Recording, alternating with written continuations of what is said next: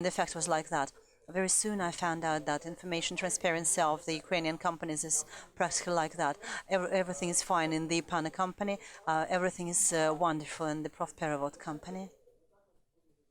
And that's how the rest of the market looks as regards large-scale translation companies, Link, Azbuka, and other ones. That's how much we know about them. And I was what also struck me was the look at websites by different companies based in Kiev. Do you know anything about this company?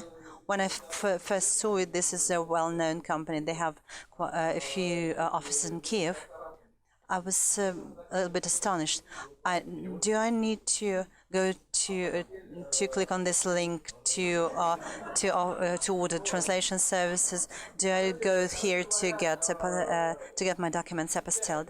Well, it does impress, doesn't it? And the next slide is here.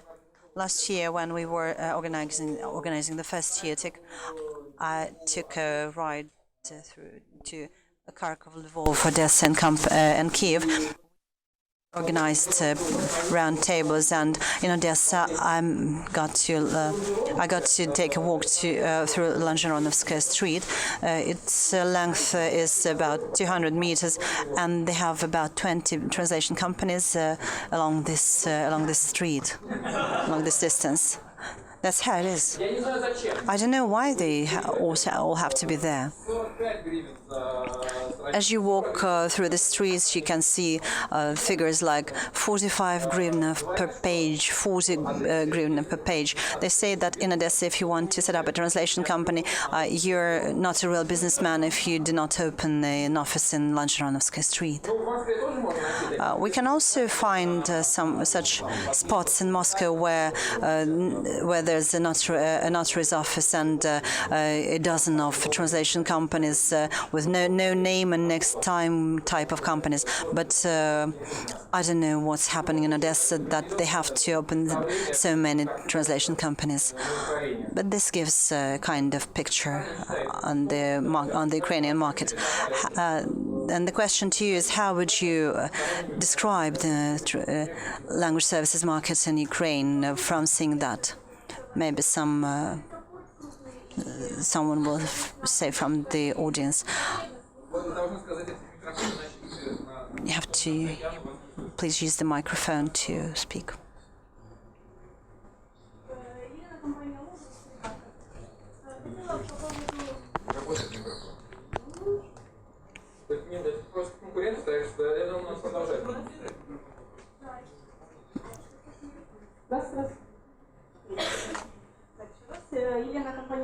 My name is Yelena, Logros Company. I'm an editor speaking about Odessa, about such a constellation of companies. This is a large port, and that's why there should be demand for translation of documents like a sailor's passport and things like that.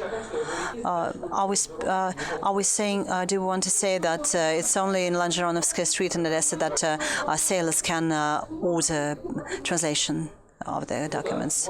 Well, that's possible. There might be some logic behind that. Can you hear that? I'm Irina Galan. I will be speaking tomorrow.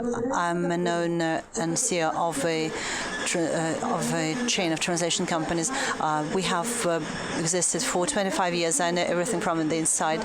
You know what happened in Crimea in March, and we have to exchange passports en masse.